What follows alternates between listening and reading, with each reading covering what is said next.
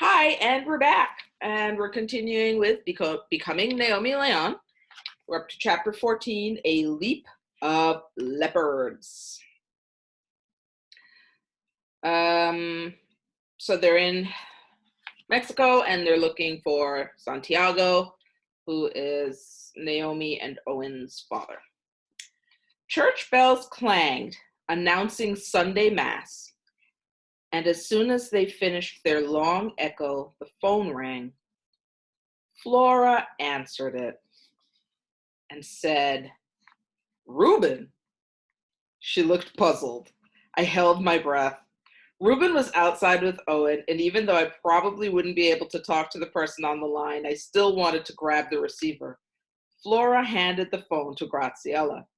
Graciela looked at Graham and me, also confused. Reuben does not get calls. She took the phone and began talking. While she listened to the caller, she glanced at me. I picked at my pan dolce, sweet breakfast bread, making a tiny pyramid of crusty pastry, praying it was news about my father. Graciela reached for a pen and paper and wrote down a message, thanked the caller, and hung up. She walked to the door and called Reuben and Owen. In a few minutes, the three of us sat on one side of the table facing Flora, Fabiola, Graham, and Graciela. Owen and Reuben wiggled and squirmed, eager to get back outside to play, but I suspected, based on the way Graciela's arms were crossed, that this was not going to be a picnic. It seems my son and his new friends have been calling listings in the phone book and asking for Santiago Leon, said Graciela. Someone they called yesterday told me that, yes, they have discovered they are a cousin by marriage of Santiago's Aunt Teresa. They spoke to Reuben for a long time yesterday. I have the number. That is the good news. Owen and Reuben clapped their hands. I started to smile until I saw Graciela's serious face and raised eyebrows.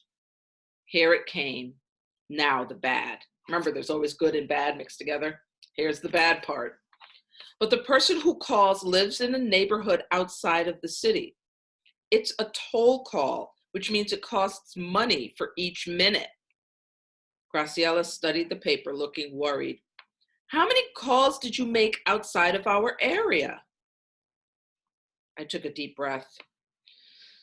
Probably lots. Naomi, I'm surprised at you. You did that without permission? Said Graham. I stared at my breadcrumb pyramid and bit my bottom lip. Didn't Graham want me to find my father? Oh, she's being defiant.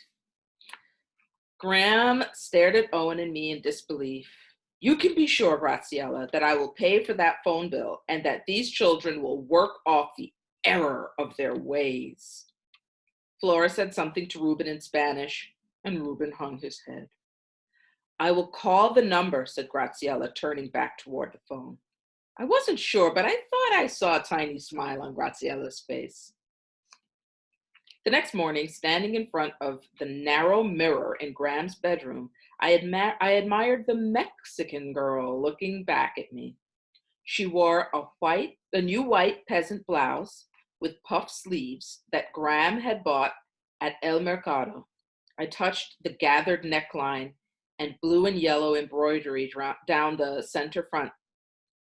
Graham always said that clothes made the person, meaning that when a girl put on a wedding dress, she felt like a bride, or she put on a three-piece suit, she felt like a business person. I was beginning to think that Graham was right, because after completing my outfit with a pair of slide-in sandals called huaraches, I knew I fit in with all the other brown girls in the barrio. What would my father's Aunt Teresa think of me? Oh, so if you think about clothes making the person, what's her name? Skyla bought her new clothes and things like that and was trying to match their outfits and stuff, and very interesting. Do something with that. Turn it into an essay. After lunch, Bernardo drove Graham, Fabiola, Owen, and me to another part of Oaxaca City. In the truck, I straightened my new blouse a dozen times and again readjusted the headband that Graciela had loaned me. Owen played with the snap on the bottom of his new Western-style shirt, the kind Reuben wore. Although not one person in Mexico had said a peep about his tape usage, the plaid pattern of the shirt did help matters by making the strips seem less noticeable. From the front seat, Graham looked back at us every few minutes. She had cooled some about the phone calls, but not until we had raked Flora's yard and pulled weeds all day yesterday afternoon. She leaned forward to look out the front window at where we were headed, holding a cotton hanky she bought at El Mercado. She'd already worried it into a twisted roll, which reminded me that she was hungry for information too. We drove past churches and parks with statues and fountains, past open markets and men selling ice cream from wheeled push carts at street corners. More bumpy streets with big potholes bounced us on the seat. Finally, we headed down a road that was nothing more than a dirt path lined with ramshackle fences. The size and condition of some of the houses made Baby Beluga look like a mansion. The truck crawled in front of a chain link fence that had been threaded with bamboo sticks. Aquí, mira, said Bernardo. This is the address, said Fabiola. We got out of the truck and Bernardo opened the gate. The small wood house seemed to lean to the right, as if one side was shorter than the other. The yard was dirt with flower beds marked off by rocks arranged in circles. Ceramic statues of saints decorated almost every flower bed, along with small cement bowls filled with birdseed and old cooking pots filled with water. A tiny woman came out of the house wearing a long flower print skirt, tennis shoes with no laces, and a white blouse with pink embroidery. Her gray hair separated down the middle into two long braids. Bernardo and Fabiola walked forward and spoke to the woman before bringing her to us. This is your great aunt Teresa, said Fabiola. She speaks Zapotec and a little Spanish. I speak Spanish and a little Zapotec. She says the parents of your father are no longer alive, and his brothers and sisters live in another part of the state. The woman studied Owen and stroked his hair. Then she took my face in her hands and turned it from side to side. Her touch was as gentle as a silky blanket. She nodded and spoke to Fabiola. She says she can see the face of your father in your face, said Fabiola. I looked at Teresa. I searched for my father's face in hers. Did he have the same high cheeks, the same dark skin and dancing eyes? Teresa went. That because it's like the first time that someone said that they saw something, because she was always like she doesn't have that Oklahoma side like Graham. That's a good point. Right? She does it in Skyla. So it's like the first time someone said that she looks like somebody. Yeah. Yeah. I never noticed that. Yeah. Teresa went into the house and brought out our orange drinks and cookies, and we all sat in plastic chairs under a tree. Every few minutes, Fabiola gave a running update on the conversation. At one time, your father's family grew corn. They carved when there was not much field work. But now that the father of Santiago is no longer alive and his brothers have moved away, Santiago is the only one to continue the carving. It is tradition that the carvers participate in La Noche de los Rábanos. A Leon has entered the competition every year for over 100 years. Can you think of any family traditions that you have that have lasted over 100 years? Yes. We have complained for a good 100 years. 100 years. The Frobergers, the Olsons, the Rizzutos, all of my ancestors, the Smiths, we have complained like nobody's business. Just saying. Really good at it. We have like the New York in us and then the Southern in us. Plain us. Wow. Okay. Hashtag proud. Okay. I can't think of one for my family. Leon has entered, okay, 100 years, I said. That's amazing. Does Aunt Teresa come there too? Fabiola asked. She says no, that it is too many people and the festival continues too late at night. Oh, Mia Teresa. Okay. Besides, she has work to do for Santiago and must finish before he arrives. Teresa stood up and waved at us to follow her to the backyard. She opened a door to a wooden shed and pointed inside. On makeshift shelves of board and bricks, a brigade of wood carvings appeared before us, painted in every bright color and decorated with fancy black lines and tiny dots. Mermaids, tigers, roosters, nativity scenes, serpents, birds of prey, dancing rabbits, cats, bugs, and lions. My father did these? I asked, my eyes sweeping over the collection. Don't laugh at me. I'm about to try and pronounce a word that's not even Spanish. Alebrijes, said Teresa, smiling and nodding. That's the Zapotec word for wood carvings, said Fabiola. Sometimes we call them animalitos, little wooden animals.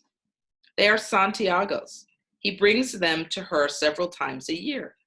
It is the tradition that the men carve the alebrijes and the women paint them. Teresa reached into her skirt pocket, and handed an old photo to Bernardo, who handed it to me. Your father when he was a little boy, said Bernardo, with his father. Owen and I huddled over the photo.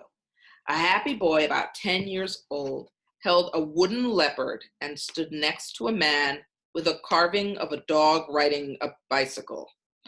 The boy had brown eyes, a mop of unruly brown hair, and milky brown skin. It looks just like you, Naomi, said Owen. Graham leaned over to see. For heaven's sake, you're the spitting image of him at that age. Even I could see it was true.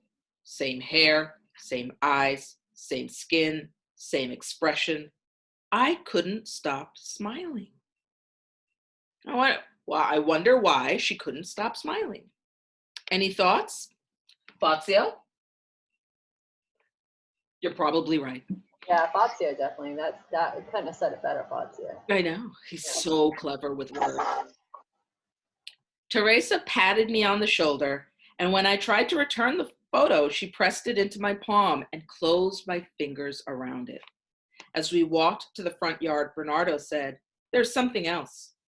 All the participants for the festival must register by December 18th at the municipal building.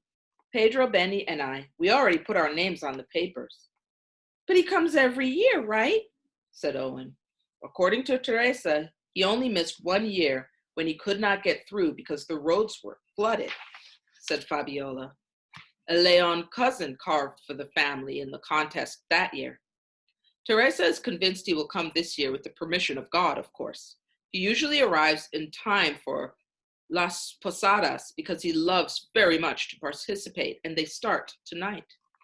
Graciela had already explained Las Posadas to me, how for 9 nights before Christmas, neighborhoods held their own get-togethers, walking through the streets, knocking on doors, and pretending to look for shelter, just like Mary and Joseph did in Bethlehem.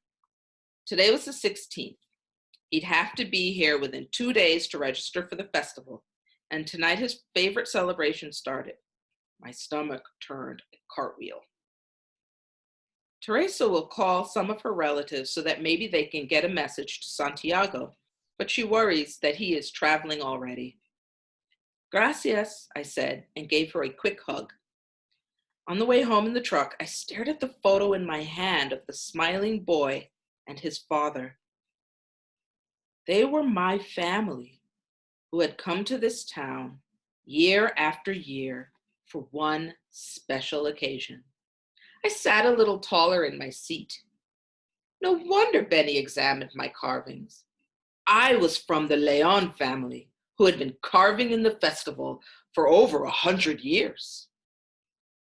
I pulled out my notebook and added to everything we know about our father. Number 9, he loves las posadas. 10, I look just like him. I think she has a feeling of pride about looking just like her father. What kind of animal is a pride? A pride? A pride of what? A pride of ants? Woodchucks? Oh, definitely. Manatees. Manatee. Pride of leons. Fazio's out there going, narwhals? It's a blessing of narwhals. You know that. Just really quickly, because I don't know, I only get like Google Google Classroom messages, and Lucas said something about maybe decision making As a theme? I don't know if anyone messages you personally, but that was something he had messaged yesterday about decision making. Seems to be a lot of decisions need to be made. I said that I would bring it up. Can't believe I remembered. Wait, I'm spelling it wrong. Spell decision. Why do you say that? Because I could not spell it either. Oh, spell it. D-E. I don't know how Lucas spelled it. D-E-C. Uh-huh. I-S-I-O-N. See, Lucas? Yay, Lucas. Oh. There's our decision making? Or how about just decisions? Yeah. Just decision. So Naomi looks like her dad.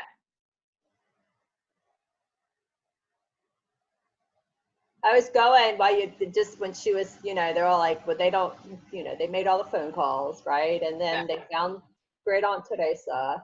And then she's like, well, he might be on his way, but we don't know. I was like, wait, when was this book published? Because it's not like no cell phones, but it was published in 2004, so it's not that long ago. Yeah.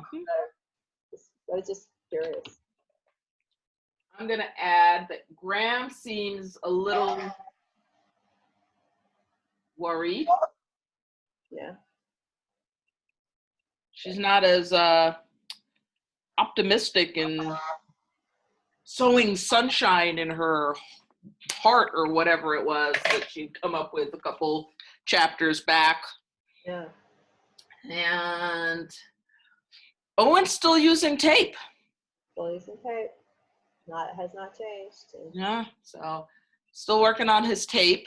Yeah. And no word from Skyla yet. Yeah. Nothing. Poor Miss Maloney back there in Lemon Tree.